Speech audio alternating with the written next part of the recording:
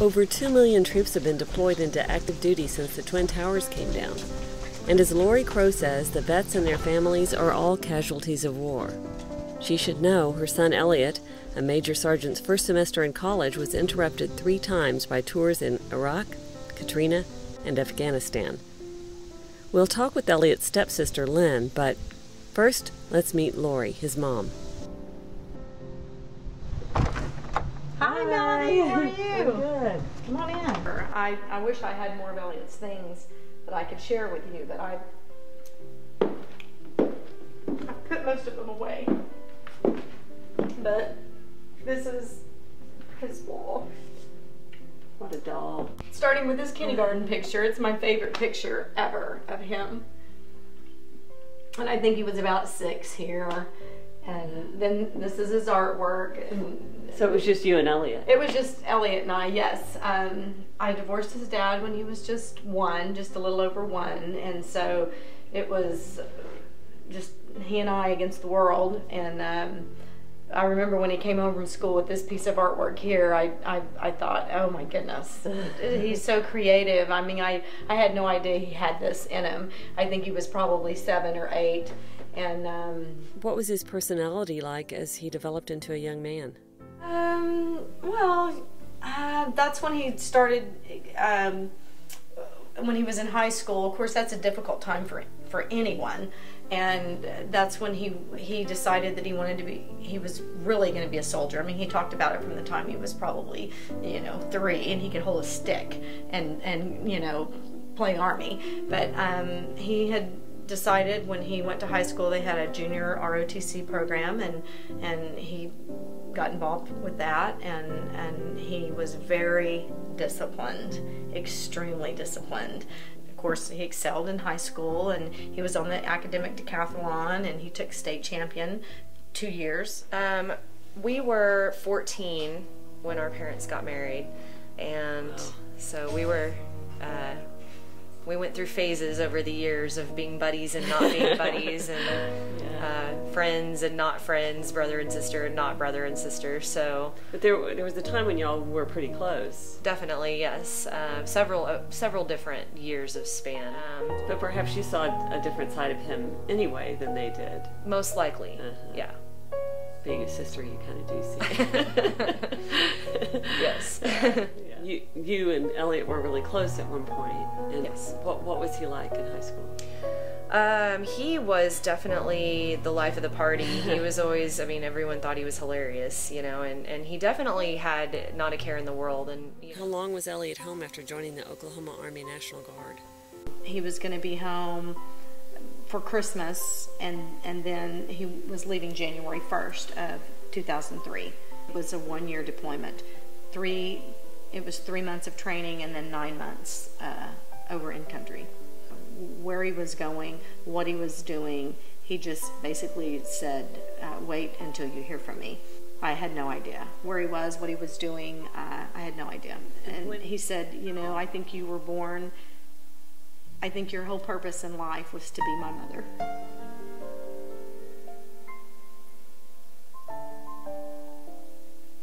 And my purpose was to be a soldier. So then he was gone for 9 months and came back. He came back. He was different.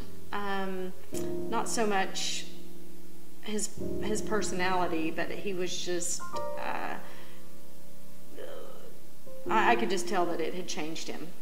I'd never been through anything like this before, so I didn't know if what he was experiencing was his job or if it was his deployment. I was making no connection at all whatsoever. You just knew that he was being different. I knew he was different. Maybe you should give up your job because it's just so, it just keeps you in a state of, stress. You should concentrate on your education and maybe focus on you. And so I had convinced him to do that, and he decided that he was going to do that, and then he got mobilized for Katrina. That was immediate. He had to go immediately. Not really sure exactly what he did, but it was retrieval. And he wasn't home any time at all, and he went to Afghanistan. He had all these, he had Iraq, he had Katrina, Afghanistan, no time to heal, no time to take it all in, no time to figure it out for himself, no way to process it all. And of course I couldn't either. I mean, and I'm his mother.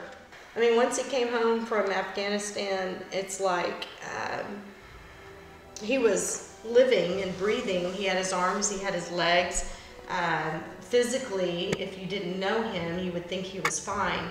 But as his mother, I could look at him and I could see that he was gone. So, but he definitely has changed, and you know, as someone who has come back and is on disability now for the PTSD, he you know, has been pretty violently angry, you know, on several occasions with girlfriends and family members, and he recognizes that. He's seeking counseling for it, but it's something that he definitely goes out of his way not to be in crowds of people, not to, you know.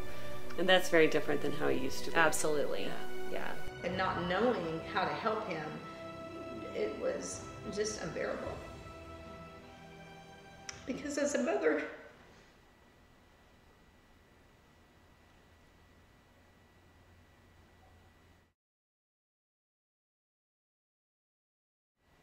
you want to protect your children.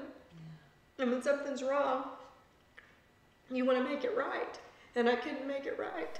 For us, the thing that kind of changed his entire perspective on being a soldier, from being a little boy, knowing that that's what he wanted to do, and being really, really a loyal soldier, you know, to kind of rolling his life around and reversing it all the way around to viewing it a complete opposite direction, was when he became really ill and he kept seeking assistance and no one would treat him. He was only there for a short period of time, and then he was brought to a hospital in Germany and got very close to dying, and it was really scary for everyone, and very infuriating. And the first officers, the people who he was trying to seek assistance from, didn't even believe him that there was anything wrong with him, and they were just kind of like, go back to work, soldier. And so his entire mentality on, you know, being a loyal, good soldier and being really, you know, into it just reversed, and he views it completely different now. I think probably he thought that I was trying to get him back, and I think it just became too much for him, because he's just like, you know, this is who I am now, and I can't ever be like you want me to be. If they just would have explained it to me, I know that I would have approached him differently. I was no better equipped to handle it, you know, certainly than he was. For him, maybe to heal, he had to separate himself from me so that he could see who he was and he could figure it out. I mean, he knows he's different, and he can't help me. Any family member that has had their brother, sister, father, you know, dad, whomever, go to war, the entire family is a casualty of the war. I think he was going through a lot and is doing a lot better now, but still is struggling with it daily. I think every day for him is a struggle. They did a story on my son. It's been the only connection I've had to him in 4 years. But you know, this tells me that he's